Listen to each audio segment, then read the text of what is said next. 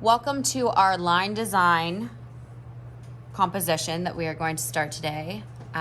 This is supposed to be a one class project. However, a lot of times it carries over to 2 classes and then I have us mount our compositions. So this is an example that I actually have hanging in the room, but there are several different examples for you to look at here. This one's work in progress, not quite finished. This template is an option for you over on the clay table. This is one that is done in one color. So what is this? A dragon, right? Though we only used one color, you can tell the belly's here, you can tell the arms are here, the legs are here, because the lines define the space, meaning they fill this entire thigh, leg area. And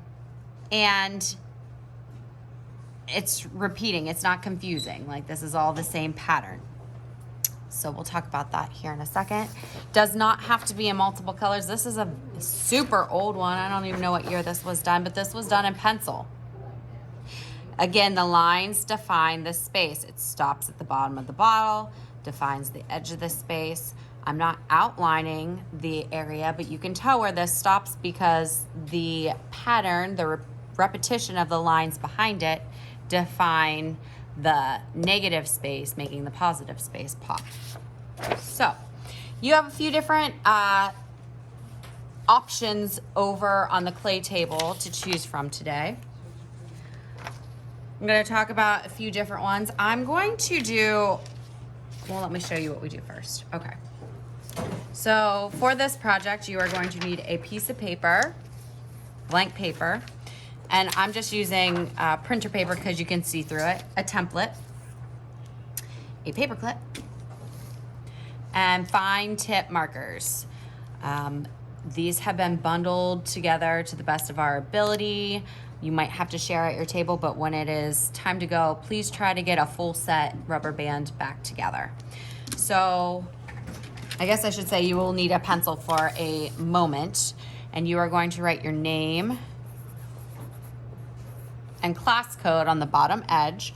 So you guys are 4B, but if this is pre-recorded and you're watching this and it's not a live demo, your class code is more than likely something else. This is going to go on the back of your paper. So I'm going to take my paper, I'm going to stick it on top of whichever template I chose, get them lined up together. I'm going to take my paper clip and just clip it together so that, I mean, it might move a little bit, but it shouldn't move a whole lot. Then what you are going to do,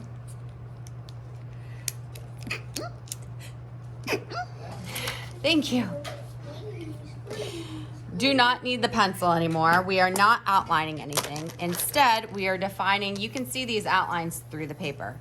We are defining each shape with lines that start and stop on the line that you're seeing through the paper. So, for example, let's say I'm doing this guy's ear.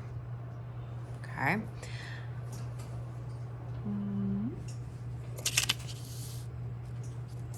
I can see where I'm going to start and stop. Keeping my lines close together. Starting and stopping on that line I am seeing through there. Okay. So since I did that there, I want to copy the exact same line style over here. Meaning if I did wavy lines over here, I would have to do it over here because this is a symmetrical image. In some of the other options that you have, like the bottles, it's not as important. Like if this is one bottle, you're going to keep the same pattern the whole way through, but the next bottle doesn't have to be the same type of line. So it wouldn't have to be straight. This marker's dying on me.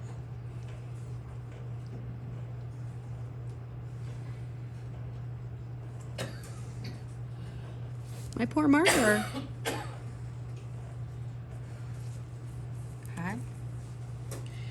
I'm gonna switch to brown just because that marker's dying. So the crown of his head, maybe I do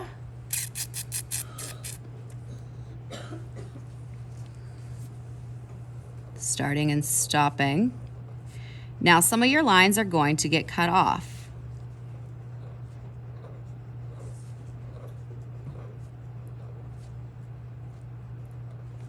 And you're not going to finish. See that little guy there? I didn't finish it, but I needed it to fill to the line. So I only have half of a scallop there.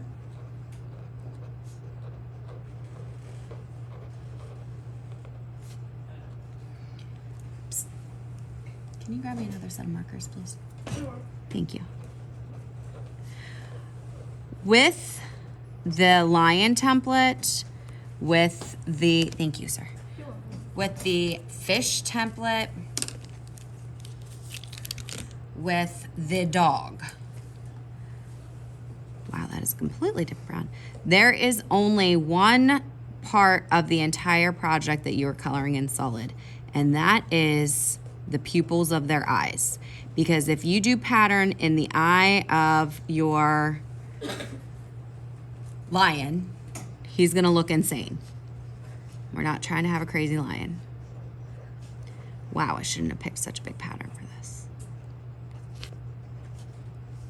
So I wanted to show you, as I get to this line right here, notice I can't do the bottom of that scallop. Can do the bottom of that one. And they're all uniform, they are all the same. Can't really do the bottom there, there, there. And it stops like so, stops like so. Stops, stops.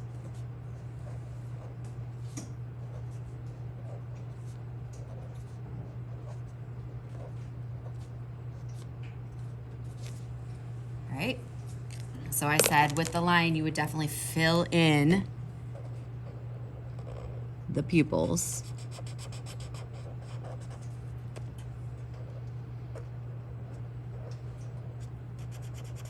Oh my goodness. I'm having no luck with these markers today. What color eyes should we do for the lion? How about green? Green. Okay. I'm gonna do straight up and down, very close together because I want it to almost look solid.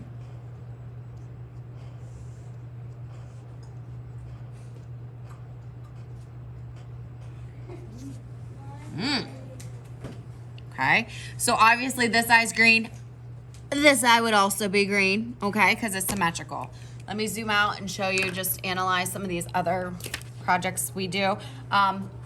So the mane, whatever line, now that's a big, big area to fill.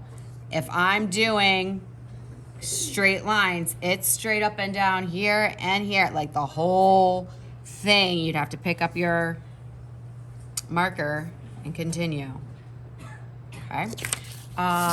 So some different line types. We have our straight up and down lines, go diagonal. As long as like this isn't matching this or the lines aren't matching right beside each other, it's fine to use. So this is curvy. I did little swirls here. I did like the tip of a chevron here. I did dashed lines, crisscross lines, polka dots. But when you do polka dots, it's very controlled. You need them to be spaced out pretty good. I obviously like the fish scale a lot. Curved lines. This one right here, I put two together. So I only had two colors of blue. So I did the light blue and looks like gray, but it was probably black at one point here. Going this way, next set goes this way, and you can see where the background line was, where I started and stopped. Very important. Most important part of this entire project is that your lines are close together. Okay, so I haven't done this fish yet, but I started. My lines are very close together. Do we have questions on this? At the end of class, I don't have enough templates for everybody. You're gonna take the paper clip off. You're gonna return the template to the right pile, and I'm going to collect these. We'll evaluate where we are as far as progress, if we need another day to finish up, and if we do add a second day, we will be mounting these as well. Okay? A chevron is just basically an upside down V that's spread out. If you see like zigzag patterns, a chevron's a fancy name for a zigzag. Okay.